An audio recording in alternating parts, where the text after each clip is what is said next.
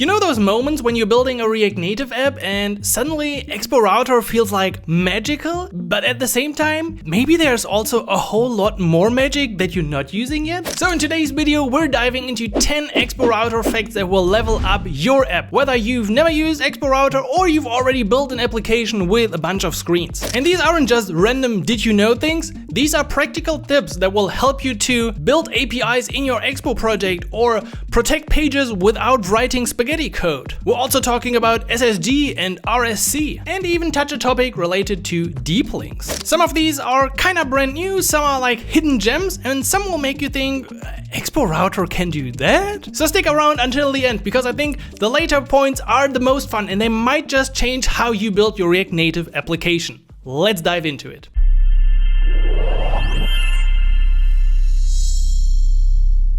Tip number 1, use API routes. If you haven't used this before, then I don't know why, because since this feature came out, I've pretty much used it in every Expo project that I generated. Essentially, you can create API routes like cloud server functions inside of your Expo application. I usually recommend to put this into an API folder, and you have a little like plus API in the name of your file, and then you can do everything you want in there, get, post, patch, update, and this code runs on the server. This is not running in your application. So you can use something like EAS hosting in the end for your API routes, which is absolutely easy to deploy from your Expo project. Now, if you don't know for what you could use API routes, let me give you some examples. This is of course a very simple example. You can just reach these endpoints directly from your running instance and it will return the time of your call. But the cool thing is also that in your application's code, if you want to fetch these, it's pretty easy to fetch the API since you have in your API route simply a fetch call. That is all you need. You can then later define the origin in your app.json if you're, for example, hosting this with EAS hosting, and it is just super convenient to use. So examples beyond just getting the time are in one of my tutorials, I used a website parser. So in that cloud function, I actually parsed a website using a little setup here created by AI, of course, but that's one of the things you can do. But most importantly, what I usually do is things with AI. Asking for completion for anything from those routes, because in your API routes, you can use server keys in a safe environment in your application. So you can talk to AI from those, you can use the AI Vercel SDK, or in this one, I was using InstantDB to build an app builder and actually integrate an SDK with admin tokens and platform tokens, because it's safe to do this from an API route. So if you haven't used API routes, do it in your next project. The second tip is about bottom sheets in your application. In the past, I usually used something like Gorehome bottom sheet or other packages, and they still have some value. But in my application, in most cases, I currently simply reach for presentation form sheet whenever I need a bottom sheet.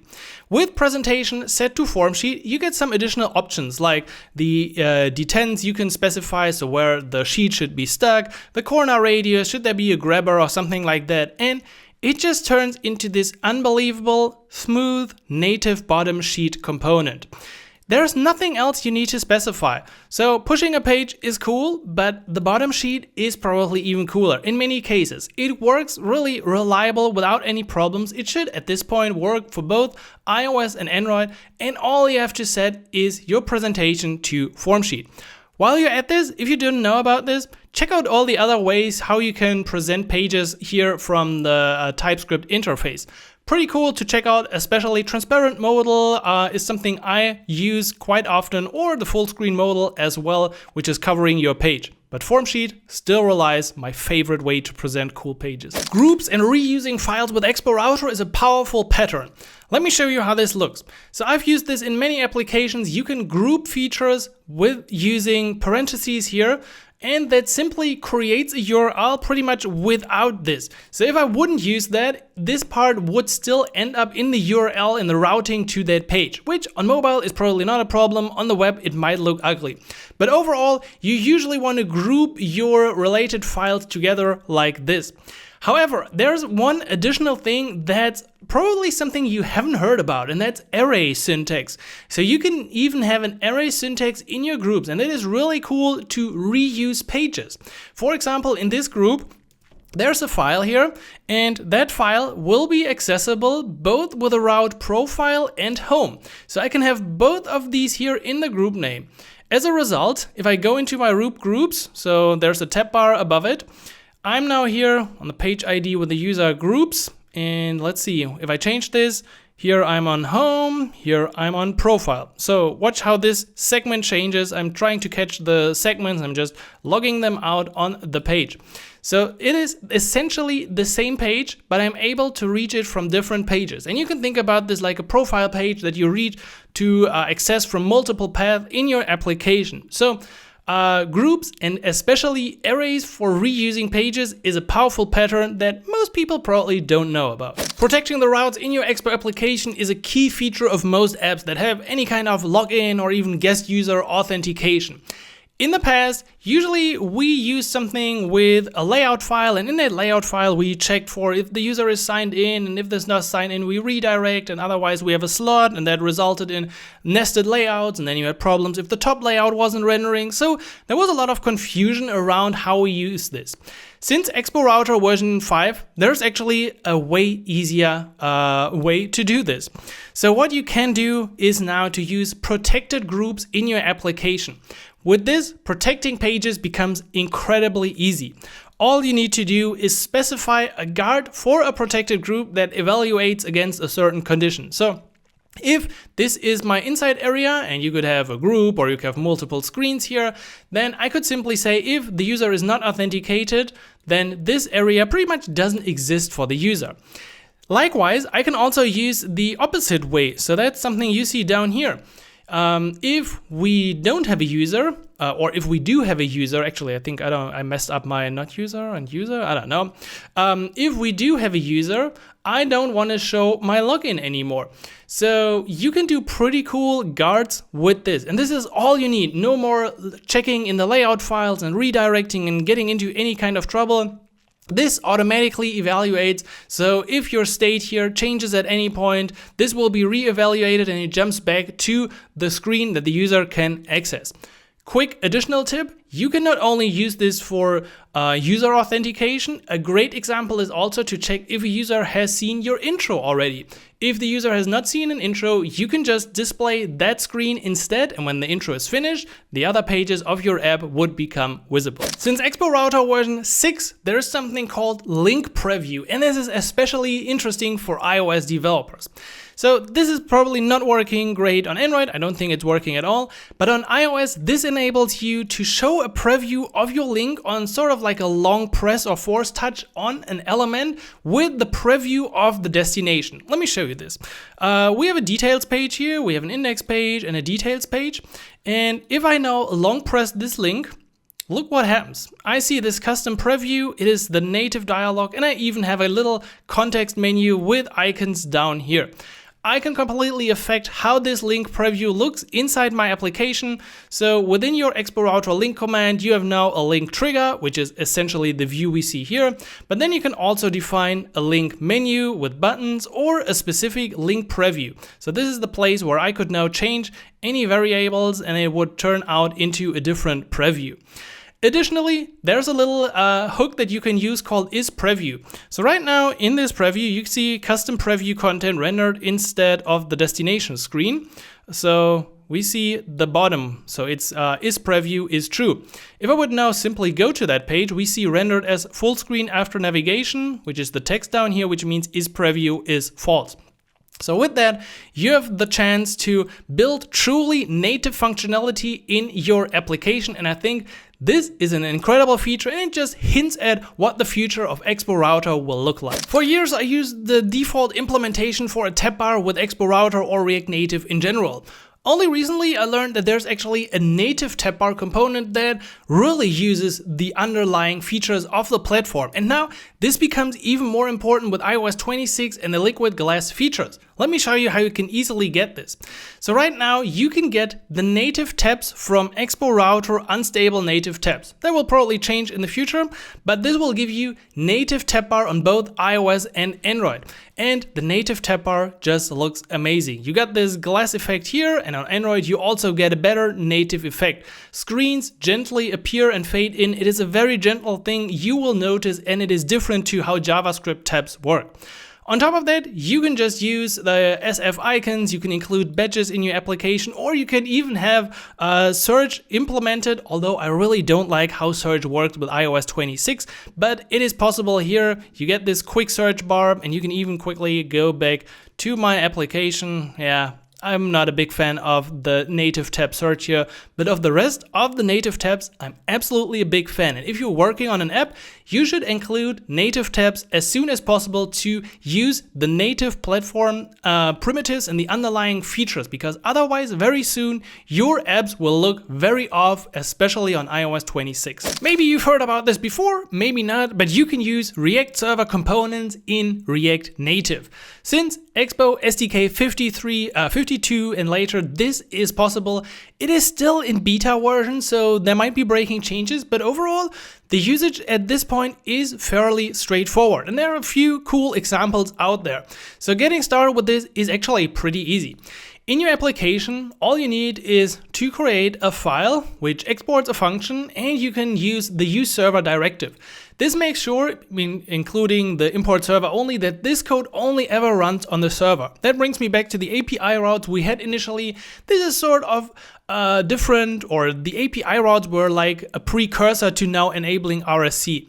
And they can also be hosted with EAS hosting. In your RSC, you can then do whatever you want. This is of course a very simple example in which we just render a simple quote. Integrating this in your application now feels very straightforward, as you can use React suspense and then just access your server function in here. In the application, that will look like this. So we have a little loading, and then my server rendered quote would appear.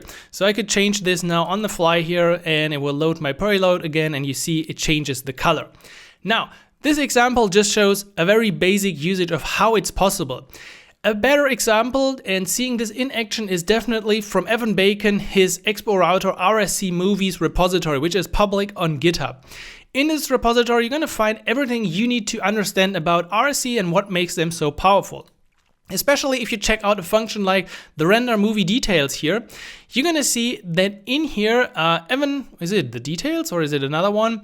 Well, there are a couple of these, but pretty much in all of them, he's using secret keys. And just like with the API routes, this is safe to do. This is something you couldn't do in your React Native front-end application. You can only do this in a server environment because you don't want to have that access token public in your application.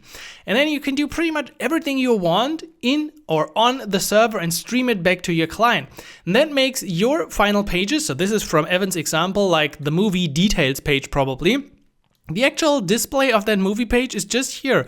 Render media for the ID and the movie. And everything is coming from the server function that he created and that we've seen before. So this is really the powerful stuff about RSCs. You could later update that without going through the App Store, so you can have like dynamic content in your application, at least to some degree. Many people left comments before that RSC is really not helpful and they have no idea why they should use it, but just seeing this, I think, shows the potential of it. You can have a server-side environment, you can have secret keys, you can update that stuff later, and you can make your pages in your application actually a lot easier. So if you haven't tried it, give Expo RSC a chance in your next app. If for whatever reason you don't enjoy the JavaScript tabs and you also don't enjoy the native tabs, then Expo has you covered as well. With Expo Router, since version SDK 52, you can also have a custom tab layout. And essentially that means you have a headless UI for tabs that you can style in the way you want it. The setup would look like this, with tabs, a tab slot, and then the tab list, which actually triggers the different tabs.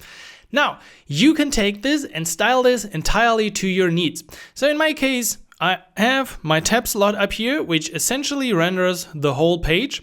And then at the bottom, you have the tab list, which is this part here, and that renders this little tab bar down here.